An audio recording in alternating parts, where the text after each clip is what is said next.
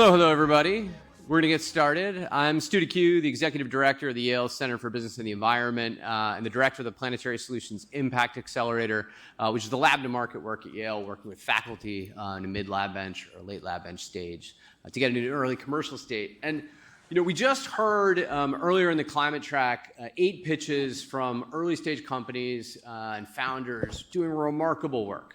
And we hope you follow and understand and look at their technology and their opportunity and support them in different ways. One of the other things that we really hope you get out of and look at the summit is people to follow who are going to give you a better sense of what the macro trends are going on that are shaping both the economy, our political environment, like geopolitical situations, like who are the people who give you signal with all the noise that is out in the world.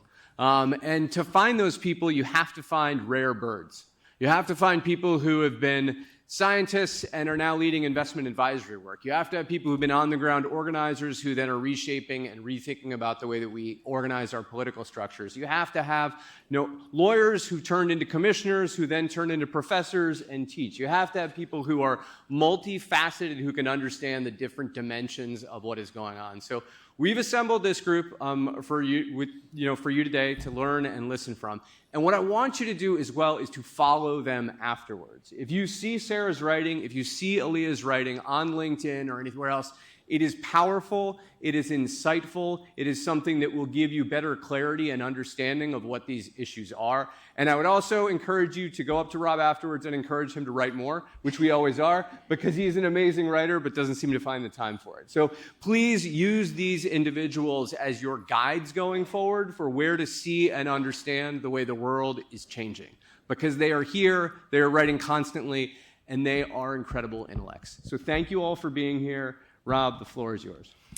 Thank you so much, Stu, and thank you all for joining us on our panel today. And Stu, thank you for, again, trying to shame me into being more active on LinkedIn and other places. He knows that's one of my blind spots that I need to keep working on. So we have a treat today, and today will be an informal, hopefully, conversation with our terrific panelists about this really interesting moment in time and around the world where we're seeing climate volatility, we're seeing energy security issues, we're seeing electricity demand growing because of AI. We're seeing supply chain issues and competition and the way that geopolitics overlays all of those things that is creating a really complicated business environment, particularly for entrepreneurs and innovators who want to be in this space and be doing interesting things.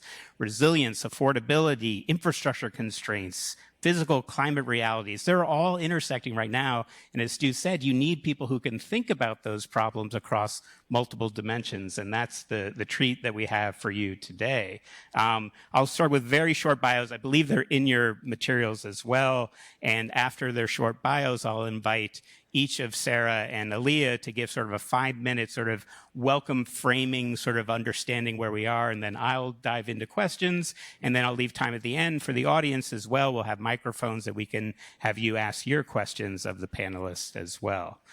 So maybe, Sarah, I'll start with you and give your quick bio, and then let you do your 5 minutes, and then Aaliyah, I will do your bio and your 5 minutes right afterwards. Sound good? All right. So we have a treat today, Dr. Sarah Kaepernick, who is the global head of climate advisory at JP Morgan. She's advising the firm's corporate and investment clients on how they would integrate climate, energy, geopolitical risk into all the work that their clients are doing and form investment strategies around those issues. But for me, a scientist at heart as well, I'm super nerding out about the fact that you were the chief scientist at that organization, the National Oceanic Atmospheric Administration, NOAA, which is a really cool science job in the world of science jobs.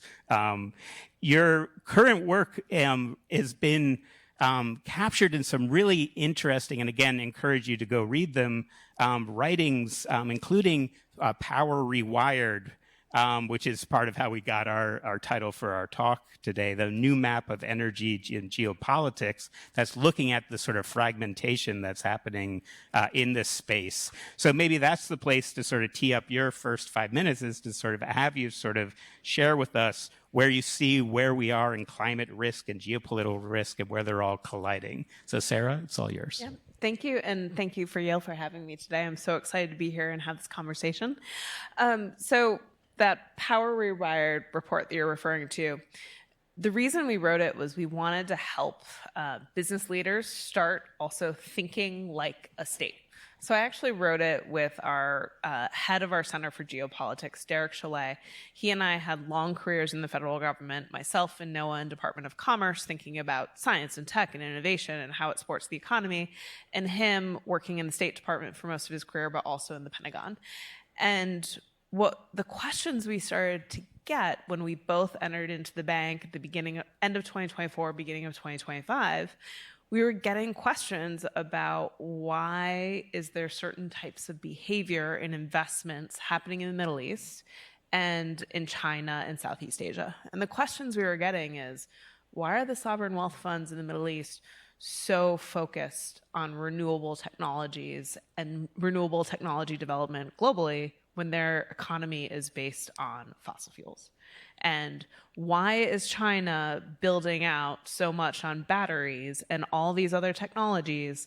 Why is that their focus? And also, why aren't they choosing to do massive forward contracts of US LNG? And so we wrote this from our backgrounds on thinking of geopolitics to think through what are the strategic advantages in every part of the world in terms of energy production if you're thinking about a world that has more volatility in geopolitics, has more issues with trades, and trade potentially being blocked. How do you become energy self-sufficient in every part of the world? And so if you actually start looking at the strategic advantages that you have from wind, from solar, from nuclear, from geothermal, but also fossil fuels, and then add in also critical materials, critical minerals, and technological innovation and science, which we're all here to talk about today at this conference, you start realizing that different parts of the world are pulling away because they're thinking about how are they going to produce energy into the future, and what can they do within their own borders or with their close trading partners or potentially shifting trading partners. And there's a big piece of that also around innovation and how does one innovate if they need to produce the things that they need to produce that they otherwise don't have access to right now. And so we wrote this showing that there is going to be a trend, we think, towards energy self-sufficiency around the world, and that is being driven largely also by AI and innovation, but it's also being driven by geopolitics. And what we're also seeing now with the Straits of Hormuz, we're starting to see this accelerate in parts of Europe. We're seeing accelerate in parts of the Middle East. I was just in Southeast Asia last week, and we could talk more about that. And I was seeing a massive acceleration of that in the ASEAN region as they're thinking about how they're building the grid and how they're thinking about nuclear going forward. And so this trend is going to continue. Its geopolitical pressures are not going to be resolved anytime soon. And so it's an interesting divide around the world of what we're starting to see in terms of what people are trying to think about in terms of their sources of energy. And I can then also, as we talk, discuss about, on top of this, you also have, from my no background, increasing forcing of extreme weather. You have climate change on top of that as well, making physical risk a growing issue, but also, where the wind blows, where the sun shines, where there's hydropower, all these things are also changing and are starting to be incorporated in, but at different levels around the world.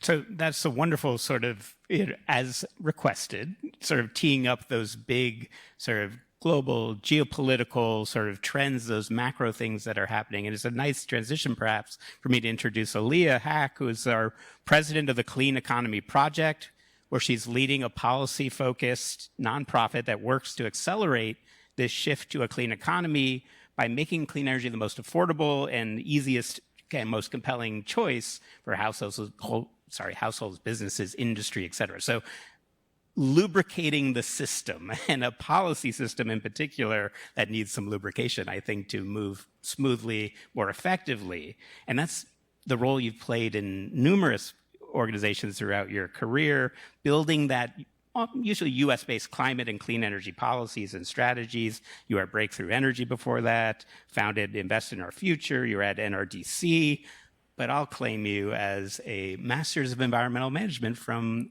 here, our Yale School of the Environment, formerly Forestry School, which I'm not allowed to call it that anymore. Always FES to me.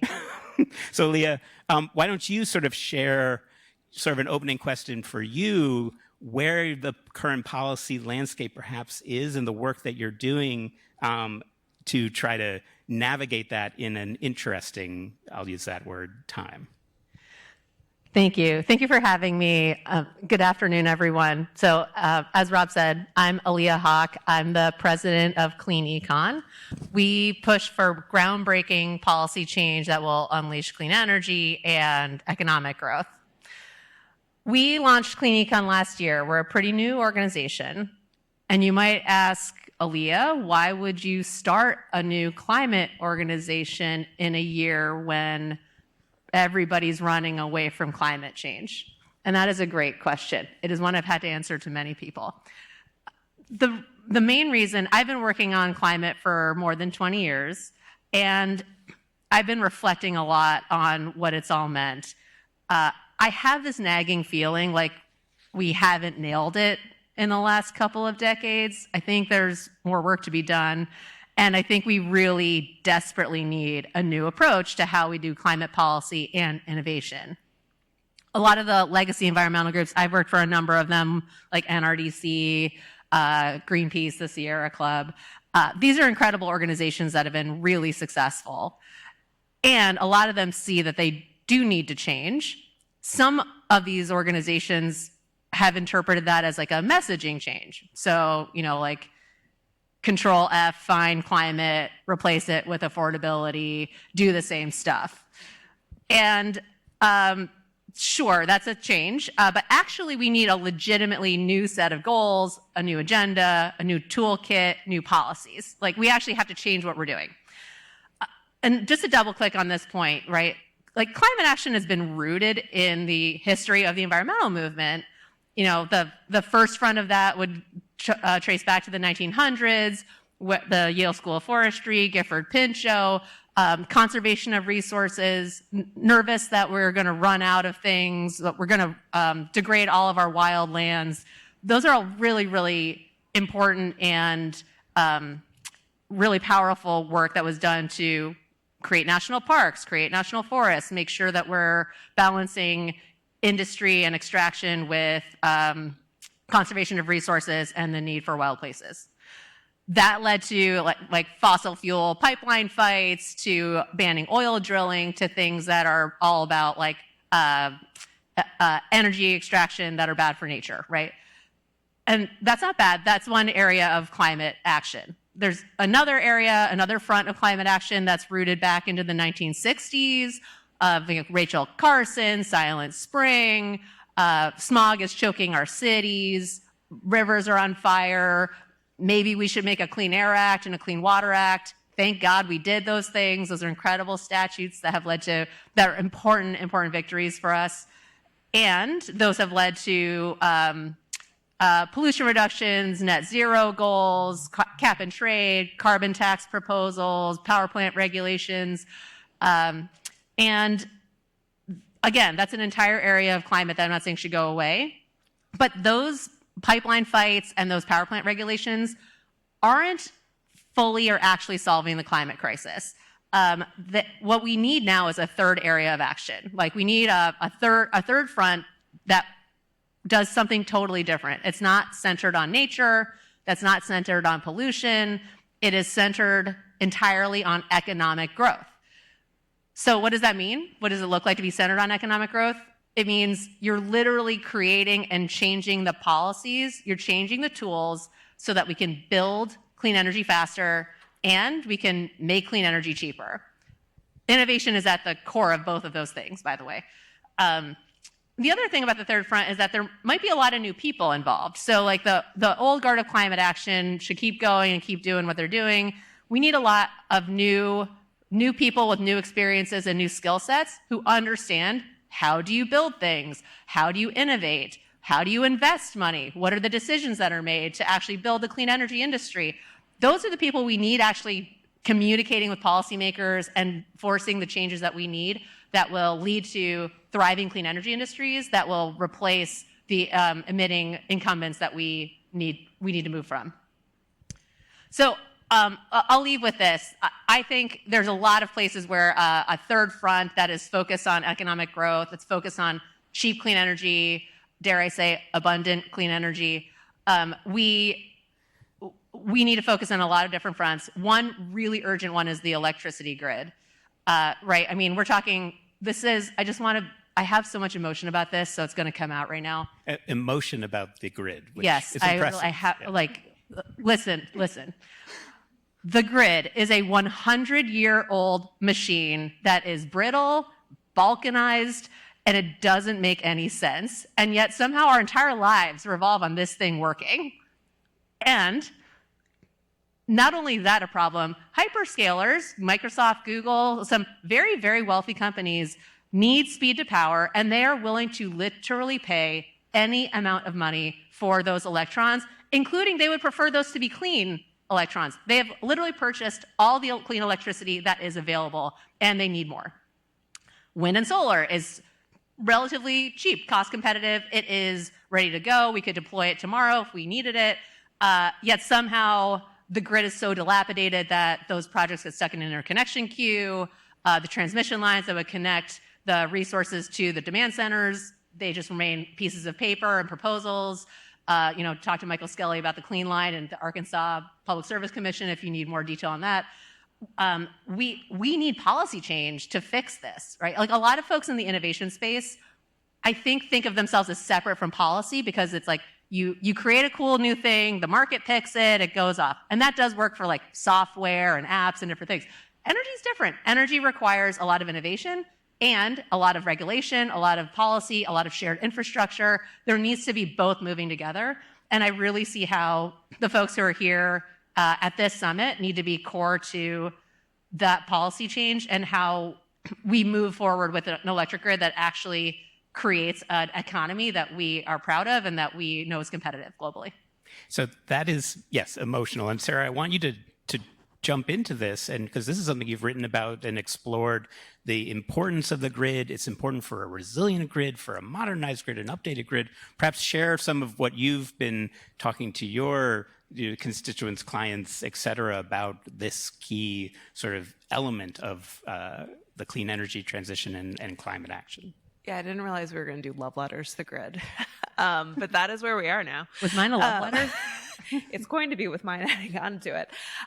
So I also just wrote about the need for grid resilience and thinking about how that's also this major investable opportunity, given with the policies, if they are smarter policies that enable it, for the expectations of demand growth that are required in the grid. In the United States alone, over the next decade, you need $1 trillion of investments in the grid.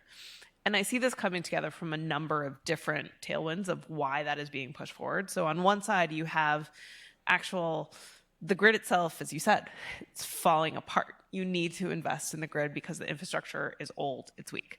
You also have increasing threats of cyber attacks. So there's also a real risk of attacks to the grid if you don't build that out. And then as a physical climate scientist by training, I'm also really thinking about the weather and climate issues of the grid as well. You can't have the grid leading to wildfire risks. You can't have it in places that are going to flood. You can't have it in coastal regions that you need to actually build coastal resilience because it's going to be underwater in the next 20 years. So that is one piece that is driving forward the need to build out. And then you have growth and demand growth on the grid, and that's from electrification, but then it's also from all the AI hyperscaling. And then you need the full modernization to knit it all together as you're putting on new types of power onto the grid. And so in the US, it's $1 trillion. And across Europe, it's another $1 trillion. And it's actually a multi-trillion opportunity in China. And so there's a ton of investment and interest in the space. As I'm talking to investors worldwide right now, in the venture capital side, all the way through to growth equity and private equity, people are excited about the grid and they're investing and looking for investments. And you can do it in high growth tech companies that are software based or even light hardware based in the venture capital, all the way up to legacy systems or even purchasing parts of the grid around the world for growth equity into private equity. And so there's a lot of interest. And we're even seeing take privates of some utilities too, as people are interested in managing the grid better going forward. And this is something I'm seeing everywhere globally, and I don't think it's going to change anytime soon as long as all these tailwinds are there. And a quick follow-up, and then Aaliyah, I'll get back to you on the policy landscape. But Sarah, who's doing it well? Like who should we be looking to as the gold standard of what the grid development that is necessary to meet the moment is it China? I mean, or is it somewhere else? Well, China's really fascinating in they're both building out very quickly, and so they know how to build very quickly, but they are also modernizing at a fast rate. But it's also they didn't have as much to deal with, so they don't have the legacy systems. You also similarly have that in South America and Africa, where they are just literally building the grid now, because it used to be really just servicing large industry. And so now you're also able to either meet the homes and the consumer, or microgrids are developing out in many parts of the developing world because you don't have that centralized capability, but you can then create the microgrid, and then the centralized capability is for industrial growth. And a world where batteries are relatively cheap and solar panels are relatively cheap can enable that micro, scale deployment of energy access. And in the U.S., actually, you also have microgrids up in Alaska. You also have growing demand for storage and batteries in homes in places that are extremely constrained, either from the grid itself or because of regular hurricanes and severe convective storms. So like really large growth in consumer batteries in place of diesel storage is happening in Texas and actually all the Gulf Coast states, because post-hurricanes, when you have a hurricane go through and you can't access the roads and it takes a couple of days or weeks, you run out of your diesel backup and then you don't have it. And so they're starting to pair batteries as the first part, replacing those diesel generators, but then also storage on top of it. And I see that, the companies that I see marketing that, I found so interesting, like on the innovation side of the startups, they're marketing that for resilience, and they're marketing it for you need your air conditioning when the air conditioning goes out in a heat wave after a hurricane. They say nothing about decarbonization. They say nothing about electrification. It's all about resilience. I want to come back to resilience, but Aaliyah, what are the policy tools that are unlocking this opportunity? Who is successful in that policy development? And do we need change? Where are the bottlenecks? Is it at the federal level, the sort of regional transmission, the state level? What are you seeing in that sort of policy landscape? Yeah. Well, on the grid and the power sector, I would say there's no silver bullet. And often when you talk to folks about solutions, they try to convince you that their thing is the silver bullet. So maybe it's virtual power plants, maybe it's permitting reform, maybe the reality is it's all of it. We need to change a lot of the things. We have spent a good century not innovating and not changing the rules of how the electric grid works that was developed around sole sources, like point source fossil fuel power plants. That was how we developed the grid. It was monopolized for a good reason because of Samuel Insull in Chicago, and that all made sense. We deregulated at one point the generation, and now we're at a place where we can't build interregional transmission without some kind of permitting reform. We can't build it without better planning processes. We can't build it without figuring out who's supposed to pay for it, who's actually considered to be benefiting, and who. And also, we need more flexibility on the grid. Like, it needs to be, like, so much of the capacity on the grid is just shut off and could be used somewhere, but for the fact that we aren't able to deploy it. All of these things need to get fixed. I would argue that for a long time, because of the history of how the grid became this patchwork, people say, oh, well, that's up to the states, it's the regions, like, there's nothing we can do about it because that's how it works. Why? We can change anything we want. Like, we made up all the rules. So it is insane to me that we would be like, well, this thing that literally the entire economy runs on, every household, every industry, every commercial business needs a reliable, strong grid. And somehow the federal government's just like not going to fix it. So I definitely think the federal government also has a role to play here, especially when it comes to how do you make sure these regions are able to share electricity across? How do you make sure that different regions are like the right people are paying for the right things? There's a lot that can be done at all these levels, but the federal government, I feel like, needs to get in the game. And that is really sort of missed opportunity when the grid, a truly interconnected continent-scale grid, the wind's always blowing somewhere. You can overcome some of the pockets or load sort of challenges the more interconnected you can be. But Sarah, we have a grid that is brittle, that is fragile, that is vulnerable to disruption. There are risks associated with that. I know that's something that you are very passionate about from your scientific background and understanding. Can you explain, perhaps bring us to your conversation with your client? How are you talking about these issues? Are you educating on these issues? Are you trying to get them to move off of the mitigation reduction of emissions side and really think hard about their risks and vulnerabilities? And how do you have those conversations out in the real world? Yeah, in the real world, talking to my clients around the world, it's, we're going through the challenges that they face, and then we're trying to come up with solutions. And I'll give an interesting example that I'm starting to see develop right now, and like where policy shifts have been really dramatic very quickly, is I just came back from Singapore. Across the region, they have been talking for forever about decarbonization and resilience, requiring building an ASEAN grid that goes across, many of the island nations across the region to be able to interconnect their entire grid instead of each country has their own grid. And this was planned out over a decade ago of we should do this. And then they tried to figure out, and technologically, they couldn't figure out really to do the long range transmission across the ocean. There was some infighting across countries of like, can you connect? And do I want my grid connected to you? Because if my grid's connecting to you, then my economy is connected to you. And so it was this pie in the sky thing that they were saying we should do, but there were problems with figuring it out. Enter in some volatility and trade wars in Iran.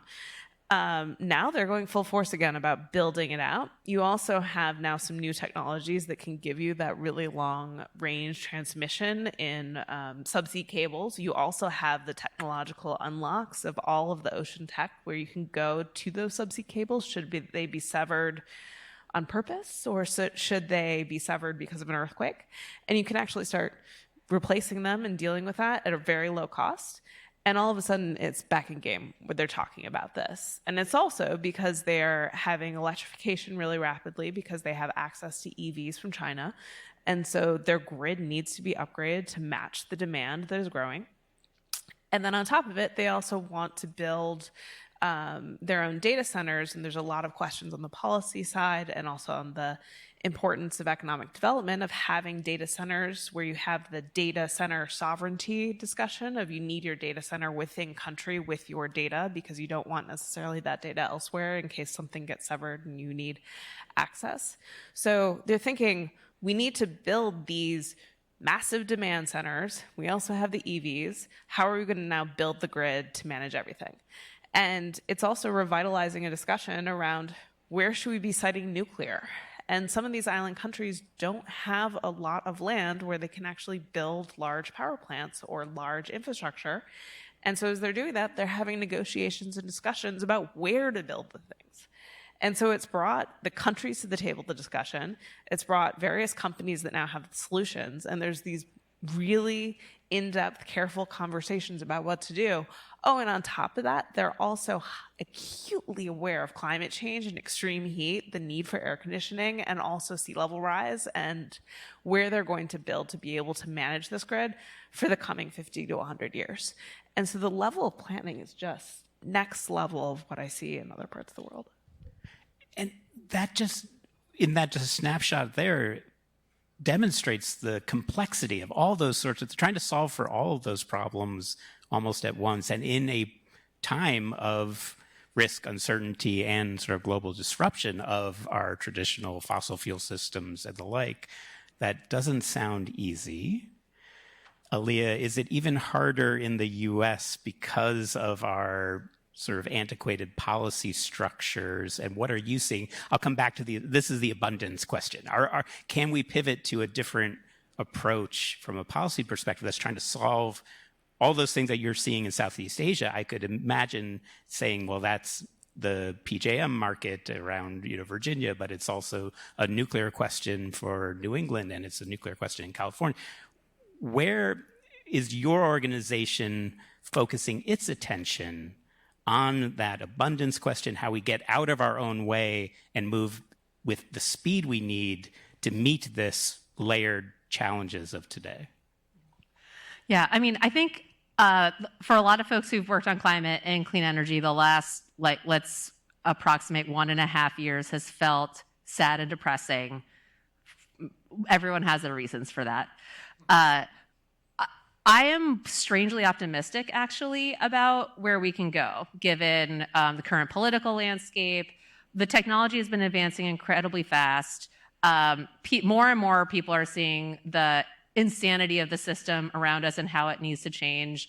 And surprisingly, I actually think that the current administration has been teaching a new lesson to a lot of folks, which is, turns out all these things that we thought were permanent and unbreakable are impermanent and breakable. So you can do good and bad things with that knowledge. And I think that we should be figuring out how do we utilize that toward clean energy. One, as I said before, we got to be making it cheaper, and two, we got to build it faster. So that means there's movement in Congress around permitting reform, which has been talked about for many years and is closer than ever to actually happening. There's no doubt in my mind that it will happen before my kids enter middle school. So that's that's pretty soon, actually. Those kids are growing fast, so get ready. That's your measurement of time? Literally, I'm like, so Just that was before kids. Okay, that was when they weren't in school yet. But so that's, I mean, you could literally measure the age of my children based on the SunZia transmission line, like at what point was it approved or built. But I would say on the overall picture on policy, it is actually really weirdly optimistic, mainly because at the end of the day, people want a strong, good economy, and they want shared prosperity. And clean energy actually is in line with that. One of the reasons I think people have been running away from saying climate change is that it's associated with high cost, elite, choosing values over what you need right now. It's associated with this sort of virtue signaling rather than, buy an EV because it's good for the planet even though it costs more, instead of it being buy this EV because it's actually pretty cost competitive. By the way, it's a really cool car that goes vroom, that needs very little maintenance, and is super cool. That is where we, and by the way, it's good for climate, but isn't this a cool product? That's kind of where we need to be going. And the more and more we make things cheaper, the more and more we make it easy to build and make it less about you need to sacrifice now for people later, and make it much more this is actually good for you right now. It's actually the most affordable thing. It's actually useful. I think actually that is something that is not a partisan issue. That is very much what everybody actually wants. And we're at a place where, because wind and solar are super cheap, because more and more technologies are moving forward and innovating, we can get there. We just have to change the rules of the road. We have to change the regulatory frameworks so that those clean energy industries can really thrive and grow. So let me double click on that. And for the audience, this is your time to start formulating your questions. We'll have folks with microphones come around in just a few minutes for the panelists. But I'll double click on that. We're in an innovation summit. And I'll ask both of you, and maybe I'll start with Sarah.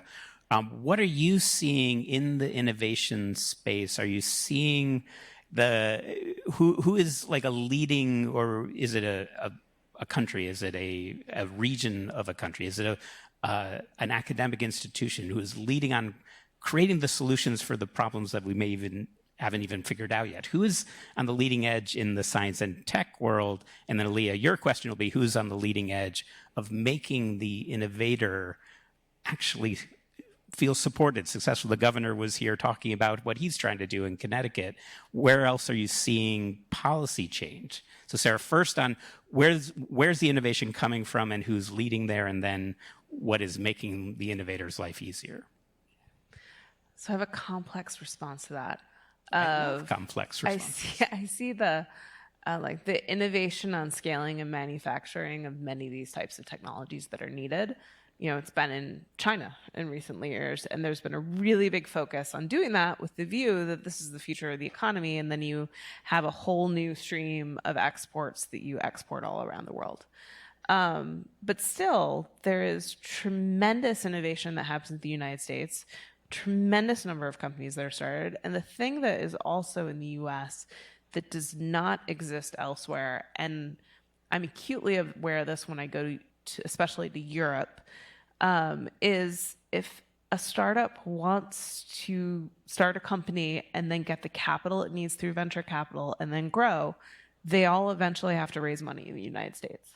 And we have a lot of startups here, and we have a lot of venture capitalists here, and it's a constant conversation. I've given speeches on energy and security and innovation in London, in Paris, in Amsterdam, and Hamburg, around like what is the future of innovation, how are we going to do it? And I've met with a ton of startups, and I've been there where CEOs are talking about it, and where also the companies are talking about it, the federal government is talking about it, and all of them are talking about how do we create a venture capital community in the way that exists in the US. Otherwise, we're never going to be able to scale the companies that we need, or all the companies here are going to go to the US to scale. And so that is one of our massive strategic advantages. And I think as long as we still have that, and we still have the science and technological innovators and dreamers that want to build those companies and build those innovation, we will continue to be able to do that. And then on the policy side, it's making sure that we can actually have those paths to manufacturing and actually building the things once we create those tech. So Leah, to you, what is that sort of, who is the best sort of facilitator or lubricator of our policy system for innovators?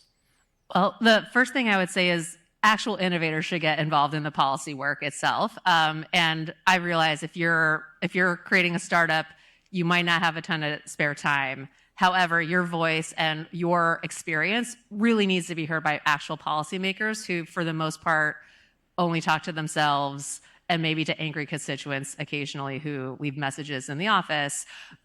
Innovators, builders actually need to be talking to folks. And just a shout out to my colleague, Christina Schaffner, who's here, who literally organizes and works with startups to help you figure out exactly where to focus your efforts. That like a very small amount of time leads to a big change. Right now, we're hyper-focused on permitting reform. So if you feel passionate about NEPA judicial review, come talk to us. The other thing I'll say is I couldn't agree more that the not only are like the academic institutions and the investment, the resources in the United States are unparalleled in terms of the ability to move innovation forward. We really need policy to be there as well to support that. So like a good example of this is with the fusion industry. I have this like special interest side hustle on fusion power because it's basically a step change for human civilization. No big deal. That said, they've raised something like in the billions of private investment. And a lot of folks on the federal side will say like, well, then why do you need any support from the federal government? It's because China's outspending us 4-1. They see the strategic advantage of having fusion power first. The UK, Germany, Japan, all these other countries are starting to invest in fusion power. And the US is just falling behind because people are still kind of saying like, well, it's always 20 years away and it always will be. Or, oh, well, that's just like a pipe dream. It's never going to happen. Or is that even different from fission? A lot of people don't know the difference. We have to figure out how we're embracing new innovations that are incredibly important, not necessarily just for our climate and for clean energy or for a strong grid, literally like our national security and our ability to maintain a strong economy and supply chains really focuses on our ability to see these innovations and see them through so they don't have to leave after the innovators started it. The institutions in America, the venture capital was from America, and then they moved to another country because they can't get from first of a kind to nth of a kind. And Sarah, on that national security, like, is that also resonate with, is that another element to the storytelling that's required to get people excited or interested here? Yeah, in short, yes. Especially with geopolitically volatile world is going to be increasingly a focus. And that's when governments, we see them get involved of trying to support certain industries because of that strategic advantage. And to put it in your head also with fission and fusion, if you think about all the ships all around the world that are traveling, 40% of them are moving fossil fuels around the world. If you have fusion, you need a truck bringing what is needed to be able to generate energy for yours. If we can start talking about fusion, I won't stop. No, I was with Bob last week. And our entire thing was about talking about fusion and fission, how they're different, but how they're extremely complementary. And there's all sorts of innovation happening in the United States around SMR technologies. Also, how do you build the future of other plants? But that is where a lot of innovation dollars have gone, is because if you can have that and have it self-sustaining over time, you don't need a lot of other things. You don't need all the trade. You don't need to worry about trade routes being blocked off. You just have it. And as a result, there's step change, fundamental differences that would unlock tremendous value and changes to the grid and changes to the economy overnight. And so that's why some people see that as the Earthshot goals that you need to get to. But even before you get to fusion, wind, solar, storage, and your local resources, whatever you have, are enough to also not rely on those 40% of ships that are moving, fossil fuels around the world. If you are generating locally, this is the Ember thesis on the electrotech revolution, and this tech evolving at the speed of tech and not the slow speed of energy systems, which are much slower. That's a nearer term game changer. Well, if you think about the history of science, it was 60 years ago we were talking about like the vast growth in nuclear, and then that slowed down for a number of reasons. And then it was the next Earthshot goal was solar and wind, and that was brought about by a fossil fuel crisis. Yeah. And then that and the geopolitics now are then bringing back for baseload power needs nuclear again. And so if you think about how one builds a very robust, very secure grid for all things, it is thinking about how you add all these things to the grid. Aaliyah, on that. I'll just add, I am not partisan about how we make the electrons as long as they don't ruin the climate and our health. However, I would say wind, solar, and storage are super important. We're not deploying them enough. We need to deploy them more. They should be integrated into the grid better. Huge problem, right?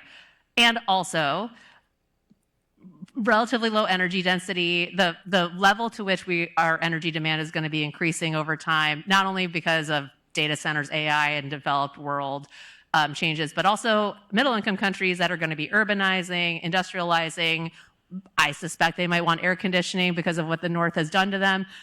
There's a lot of electricity and energy demand coming our way, and it's really, really hard to imagine how to do that in the most cost-effective way without clean, firm power of some kind. So yes, more wind, solar storage right now, and also we got to bring the cost of different types of clean, firm technology, geothermal, fission, fusion, whatever, they need to come down in cost seriously, which means scaling is important, which means hyperscalers doing their PPAs with the Fervos of the world or the Commonwealth Fusion Systems of the world. That's super important for us to get to the level of scale. And those Fervos of the world, the geothermal, in particular, the enhanced geothermal, are leaning in on fracking technology and energy system, again, agnostically. They're like, oh, you know how to drill deep and sideways and access heat at scale? Let's do that, and let's not get caught up on... Well, and all those technological unlocks are just reducing the cost per well, which is reducing the cost per kilowatt hour, which is what allows it to scale for the baseload power really fast in the coming decades. And the public sector was an early grant maker, investor in those technologies that we've seen evolve. Okay, I could just nerd out up here. I need to now look to the audience, and audience questions. We have our two sort of runners with microphones. I have a whole book of questions, so I could keep going. But I'll start calling. I see first one down here, and then we'll go second in the middle and third over there. And just, caveat, these are questions. These are not speeches. These are not lengthy, pointed questions. What is the role of hydropower in our clean energy and nuclear future? I feel like you guys discussed every plausible energy source except for hydro, whether that's pumped, run a river, anything in between. Obviously, China's investing in it heavily. Where do you see the dynamics playing out? Particularly interested in the perspective around Hydro-Quebec and how they're going to power the Northeast moving forward. Yeah, hugely important. And also, actually, in certain developing countries like Brazil, it's already a massive part of their grid is actually their hydro production.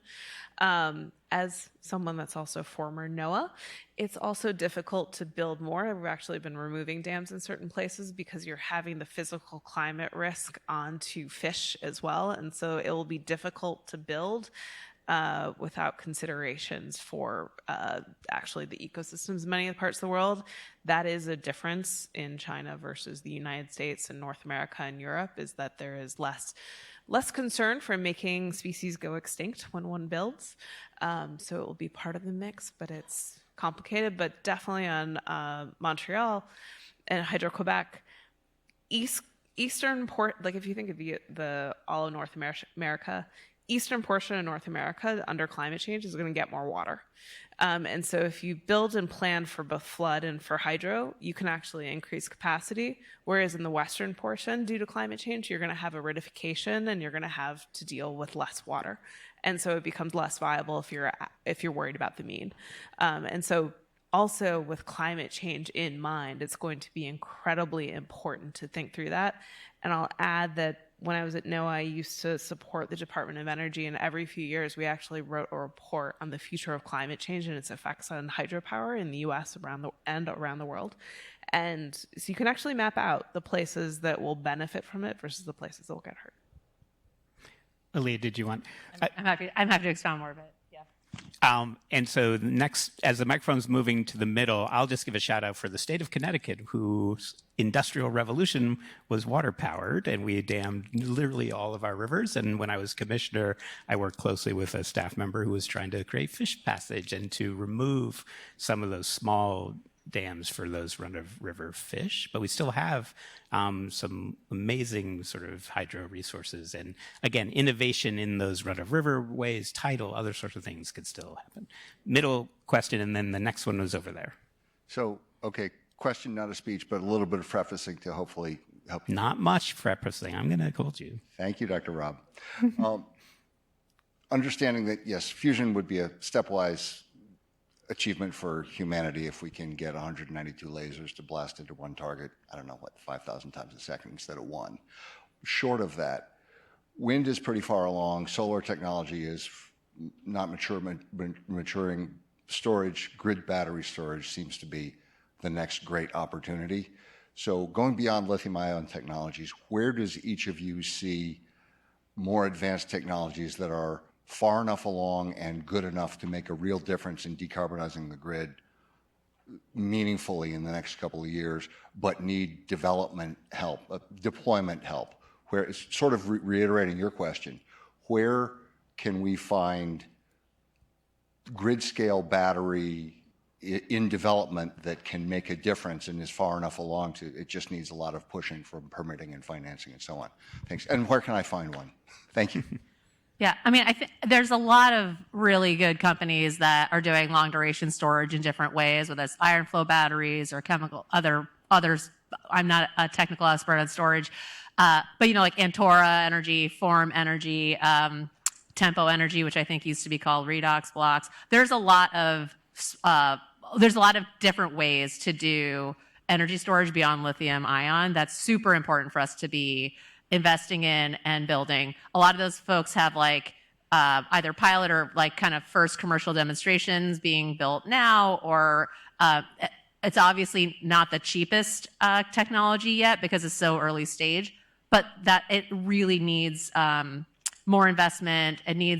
We need to build more of them to bring down the learning curves. And the good news is that a lot of folks talk about how the big beautiful bill last year took away tax credits. The reality is a lot of those tax credits are still in place, including for storage. So it's actually a really good investment for folks to be thinking about how how to put money into those types of technologies and companies in order to make sure that we have more stability on the grid.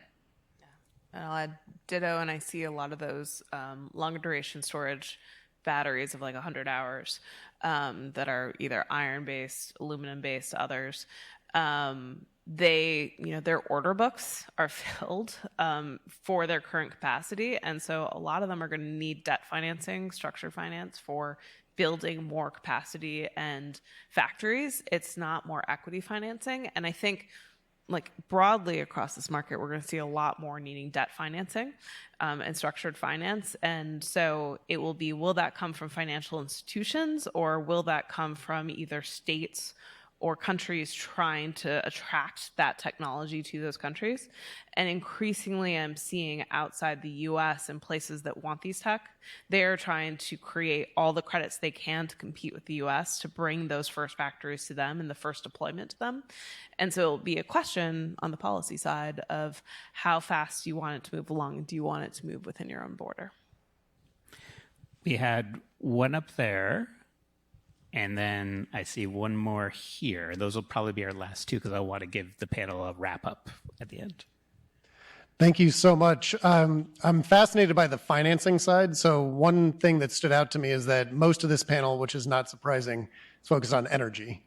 And in climate, as we all know, there are a lot of other places where emissions come from. There are a lot of other areas for resiliency and adaptation and so forth.